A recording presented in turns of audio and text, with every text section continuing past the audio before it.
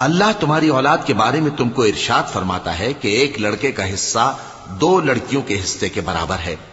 اور اگر اولاد میت صرف لڑکیاں ہی ہوں یعنی 2 یا 2 سے زیادہ تو کل ترکے میں ان کا 2/3 ہے،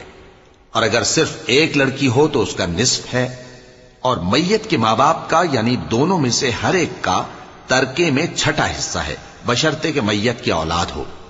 اور اگر اولاد نہ ہو اور صرف ماں باپ ہی اس کے وارث ہوں تو 1/3 ماں کا حصہ ہے، اور اگر میت کے بھائی بھی ہوں تو ماں کا 6واں حصہ ہوگا۔ اور یہ تقسیم ترکہ میت کی وصیت کی تعمیل کے بعد جو اس نے کی ہو یا قرض کے ادا ہونے کے بعد جو اس کے ذمے ہو عمل میں آئے گی۔ تم کو معلوم نہیں کہ تمہارے باپ دادوں اور بیٹوں اور پوتوں میں سے فائدے کے لحاظ سے کون تم سے زیادہ قریب ہے؟ یہ حصے